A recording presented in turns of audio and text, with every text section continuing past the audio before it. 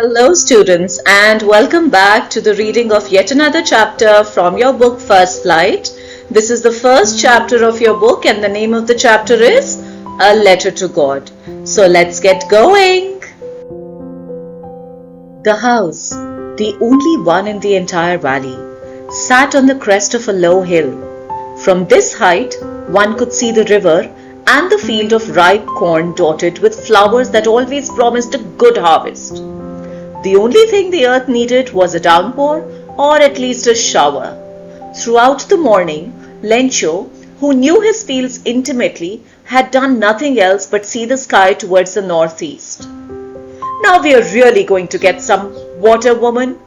The woman, who was preparing supper, replied, "Yes, God willing." The older boys were working in the field while the smaller ones were playing near the house until the woman called to them all, "Come for dinner." It was during the meal that, just as Lencho had predicted, big drops of rain began to fall. In the northeast, huge mountains of clouds could be seen approaching. The air was fresh and sweet.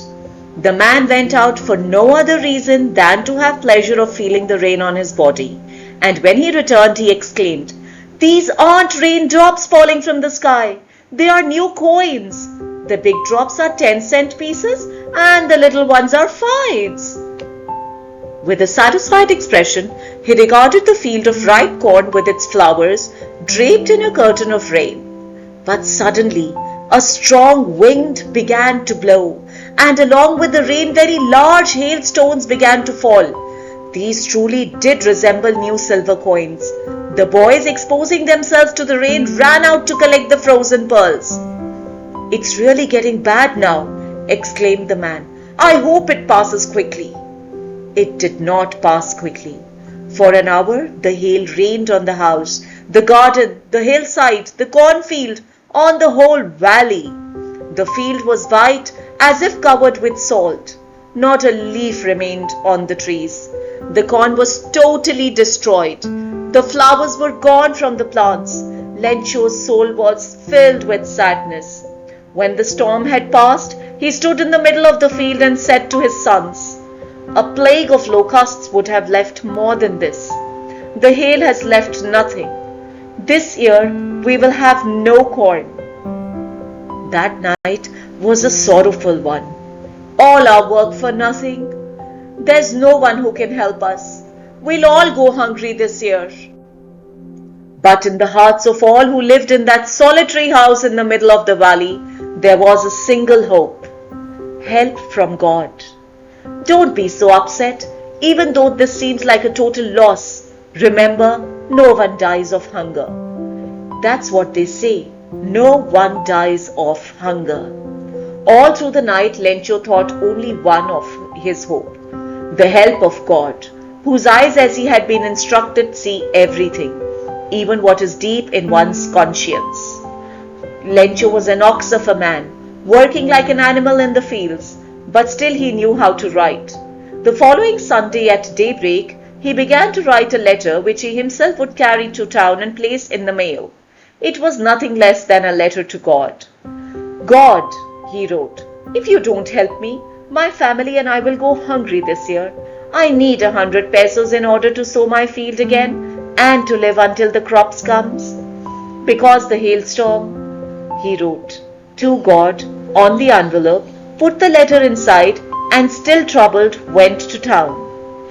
At the post office, he placed a stamp on the letter and dropped it into the mailbox. One of the employees, who was a postman and also helped at the post office, went to his boss laughing heartily and showed him the letter to God. Never in his career as a postman had he known that address. The postmaster, a fat, amiable fellow, also broke out laughing, but almost immediately he turned serious and, tapping the letter on his desk, commented, "What faith! I wish I had the faith of the man who wrote this letter. Starting up a correspondence with God?" So, in order not to shake the writer's faith in God, the postmaster came up with an idea: answer the letter. But when he opened it, it was evident to answer it he needed something more than goodwill. Ink, and paper. But he stuck to his resolution. He asked for money from his employees, he himself gave a part of his salary, and several friends of his were obliged to give something for an act of charity. It was impossible for him to gather together the 100 pesos, so he was able to send the farmer only a little more than half. He put the money in an envelope, addressed it to Lencho, and with it a letter containing only a single word as signature, God.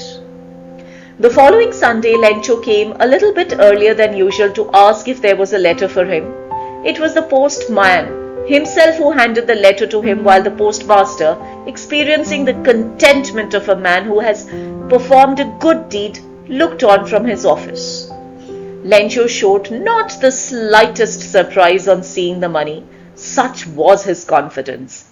But he became angry when he counted the money. God could not have made a mistake like that, nor could he have denied Lencho what he had requested. Immediately Lencho went up to the window to ask for paper and ink. On the public writing table, he started to write with much wrinkling of his brow, caused by the effort he had to make to express his ideas. When he finished, he went to the window to buy a stamp, which he licked and then affixed to the envelope with a blow of his fist. The moment the letter fell into the mailbox, the postmaster went to open it. It said, God, of the money that I asked for, only 70 pesos reached me. Send me the rest, since I need it very much. But don't send it to me through the mail, because the post office employees are a bunch of crooks. Lencho. So we come to the end of the reading of the chapter, students. That was short, crisp and beautiful. I just hope you enjoyed it. But before we end, let's look at the theme. The theme of A Letter to God by Gregorio López y Fuentes revolves around the faith, the power of human belief, and the unexpected ways in which help and blessings can come into one's life. So, let's get going and let's see you in another video. Take care. Bye-bye.